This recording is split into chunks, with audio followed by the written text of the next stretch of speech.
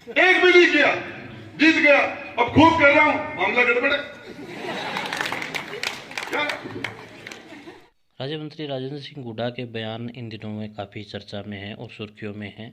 यही बात है कि उदयपुर विधानसभा ही नहीं, पूरा राजस्थान सोशल मीडिया पर टकटकी लगाए बैठा रहता है कि क्या पता कब राजेंद्र सिंह हुड्डा का कोई चटपटा बयान सामने आ जाए। और हाँ, राजेंद्र सिंह हुड्डा भी चटपटा बयान देने में कोई कमी नहीं छोड़ते।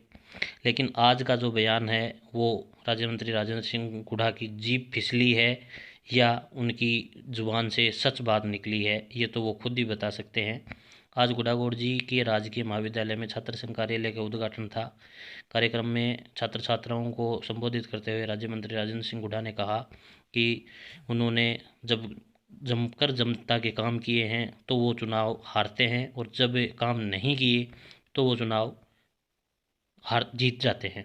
आपको बता दें कि उन्होंने पूरा काम का लेखा जोखा बताया, 2003 से लेकर आज तक की राजनीति का सफर बताया और कहा कि इस बार उनका मामला गड़बड़ है। अब गड़बड़ कैसे है ये तो जनता को अनुमान लगाना है। इस दौरान छात्र संघ अध्यक्ष विकास गुर्जर ने अपना कार्यभार संभाला और छात्र संघ कार्यालय का उद्घाटन किया। इस मौके पर शीशराम खट्टाना ककराना, सुरेश मीणा, किशोरपुरा, गुड़ागौड़ जी थानाधिकारी सहित आदि लोग मौजूद थे। नेता व्यापारी हो जाएंगे, जनता भिखारी हो जाएगी। लेकिन मैं एक बात बताना चाह रहा हूं, ये सारी चीजें लोगों का व्यापारिक दृष्टिकोण हो गया, सरकारों के साथ भी यही प्रॉब्लम है। और इसके लिए आज तक भी जो परिवर्तन होना चाहिए था, गरीब के जो मदद होनी चाहिए थी, गरीब ज्यादा गरीब हो रहा है, पैसे बड़ा ज्यादा पैसा, ये बहुत लंबी चौड़ी बात है। आजादी से पहले से लड़ रहे सुभाषी, इनका संगठन, ये कांग्रेस आजादी से पहले। हिंदुस्तान के लोगों की इनकी बात समझ में नहीं आती। कह लिया बंगाल में इनका राज था, 40 साल तक वहां भी चले गए, अब बंगाल में नहीं है। अंबरा राम जी लड़ते थे, पेमाराम जी हमारे साथ थे, संघर्ष करते थे, लेकिन नहीं है। ये देश, इसके अंदर जो चीजें हैं वो हम नहीं बदल सकते। हमारे शरीर बदल जाएंगे, हमारे शरीर बदल जाएंगे। किसी ने भी अच्छा काम किया तो लोग कहेंगे इसमें राम बढ़ गया, किसी ने खराब काम किया तो बोले इसका राम निकल गया। होई वही तो राम रचि रखा।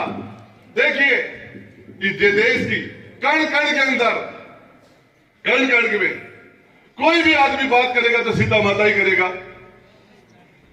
और इसके लिए ये प्रयास शायद हजारों साल से हो रहा होगा। पहले इस आंदोलन का नाम कोई और होगा, लेकिन ये सत्य बात कही सुभाष ने कि जातिवाद, ये सांप्रदायिकता, ये हिंदू मुसलमान, किसको क्या मिलेगा, किसको क्या मिलेगा। लेकिन जातिवाद तो है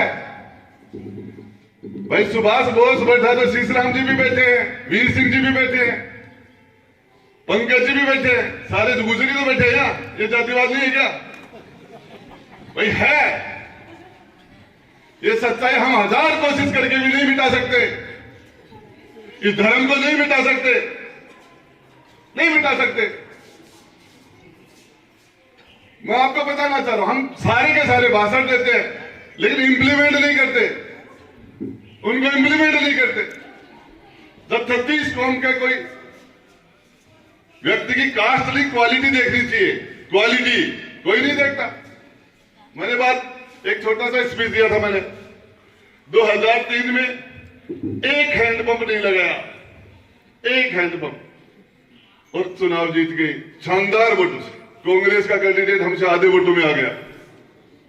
और उसके बाद में मैंने एक भी काम नहीं किया, एक पैसा 2003 से लेकर 2008 तक के बीच में एक भी काम नहीं किया मैंने।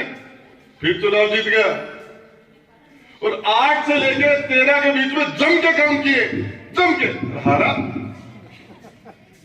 जम के काम किए, सारे रिकॉर्ड तोड़ दिए। ये कॉलेज मेरा फोन के ऊपर, टेलीफोन के ऊपर खोला हुआ है, पंचायत के हेडक्वार्टर में कॉलेज खोल दिया था मैंने, रिकॉर्ड तोड़ दिए थे कामों के। इतने ट्यूबवेल लगा दिए पूरी शेखावाटी में, जितने बोरिंग नहीं हुआ अकेले उदयपुर वाटी में लगा दिए, लेकिन हारा। 14 से 18 के बीच में एक काम नहीं किया, जीता, एक भी नहीं किया, जीत गया। अब खूब कर रहा हूं, मामला गड़बड़ है क्या? ये कोले सारी कंट्री आई, राजधानी बनेगी, जिले बनेंगे, स्टेट बनेंगे, तहसील बनेंगे, सारा काम, लीडरशिप स्ट्रांग होगी, क्षेत्र की फिजा बदल जाती है, फिजा बदल जाती। और इसीलिए मैं आपको बताना चाह रहा हूं, ये आपने जो लीडरशिप खड़ी की है, ये लीडरशिप की पहली स्टेज है। जरूरी है ये डेमोक्रेसी के अंदर अपना विरोध सुनने की हिम्मत होनी चाहिए। डेमोक्रेसी के अंदर विपक्ष तो रहे, एक भी हमारा स्टूडेंट ऐसा नहीं हो जो किसी के ऊपर डिपेंड हो, अपने पांव पर, दुनिया उसकी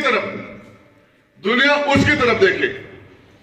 दूसरी बात, आपको ये जो हमारे पूर्व वक्ताओं ने जो बातें रखी, देखिए सुभाष जी, ये उदयपुरवाटी एक बैकवर्ड विधानसभा क्षेत्र हुआ करता था, सिर्फ मात्र 22 हायर सेकेंडरी के स्कूल थे, आज 72 है।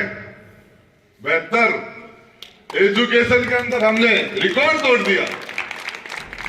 3 सरकारी कॉलेज, ग्रामीण पृष्ठभूमि के अंदर बच्चों के लिए सरकारी कॉलेज। 70 आजादी के 75 साल बाद में यदि एजुकेशन का ढांचा उठा के देखें, तो मेरे भाई पंकज ने कहा कि कुछ न कुछ विधायक कोटे से देखे जाए। हर स्कूल के अंदर मैंने फर्नीचर के लिए, सरकारी स्कूलों के अंदर लोगों में आज भी भावना है, दिमाग चेंज नहीं होता जल्दी सी, बेटा और बेटी में फर्क, बेटे को प्राइवेट स्कूल में, बेटी को सरकारी स्कूल में। इस बात को ध्यान में रख के लोग मोटी फीस, बच्चे की शादी करनी है, इस पर इतना खर्चा क्यों करो, बेटा अपने को कमा के देगा, इस तरह की सोच। इसी बात को रख के 3 सरकारी कॉलेज, 3 सरकारी, मेरे से पहले जितने भी विधायक बोले, 15 विधानसभा के चुनाव हो चुके, 15 मैंने तो 2 चुनाव जीते हैं, जिसमें 2 साल कोविड में खराब हो गए, 2 72 टोटल लोगों के काम एक तरफ, आपके भाई राजेंद्र गुड्डा का काम एक तरफ। यदि मेरे आधे में उतर जाए, चाहे शिक्षा हो, चाहे स्वास्थ्य हो, चाहे सड़क हो, चाहे पानी हो, चाहे बिजली हो, यह हमारी जिम्मेदारी है, हमारी ड्यूटी है। और इसके लिए जो साइंस की बात कही, निश्चित रूप से हमारे बच्चों को यह सुविधा मिलनी चाहिए, निश्चित रूप से। और इसके लिए पूरी ताकत लगा के प्रयास करूंगा, और उसके बाद रिजल्ट भी आएगा। लेकिन विधानसभा का बजट सत्र चल रहा है, तो मैं बताना चाह रहा हूं, देखिए दुनिया के अंदर सुंदरता की उम्र 20 साल है, ताकत की उम्र 30 साल है, व्यापार और धन कमाने की उम्र 40 साल है, बुद्धि की उम्र 50 साल है। आप जिस दौर से गुजर रहे हो, 17 से 27 के बीच का दौर जिंदगी का सबसे गोल्डन पीरियड होता है। बेशुमार ऊर्जा होती है, जिम्मेदारियां बहुत कम होती है। आपको जानकारी होगी, एक लड़का घोड़े पर बैठ के उस पूरी दुनिया को जीत के 27 साल का दुनिया से चला गया था, उसका नाम था सिकंदर महान। 27 साल में तो पूरी दुनिया को घोड़े से बैठ के पूरी दुनिया में पूरे वर्ल्ड को जीत के चला गया था। भगत सिंह जी का उदाहरण हमारे सुभाष जी दे रहे थे। जितने भी रिजल्ट दिए, जितने भी रिजल्ट ऊर्जा से आता है। ऊर्जा 17 से 27 के बीच होती है, जिंदगी का गोल्डन पीरियड है। कोई भी आदमी 16-15 साल का, 10 साल का बच्चा चाहता है कि मैं जल्दी जवान हो जाऊं, और 27, 25, 26 के बाद में चाहता कि मैं इससे बाहर नहीं निकलूं। हर व्यक्ति कोशिश ये रहती है कि अपनी उम्र को कम करे, जवान दिखे। आप तो हो ही जवान, आप तो अपनी जिंदगी के सबसे सुंदर दौर से गुजर रहे हो, आप सबसे शानदार दौर से गुजर रहे हो। मैं आपको बताना चाह रहा हूं, 5 साल तक यदि कोई भी स्टूडेंट 5 साल यदि कठोर तपस्या कर ले, अनुशासन मिले कि अच्छी तैयारी कर ले, दुनिया में उसका कोई रास्ता नहीं रोक सकता आने वाले 5 साल।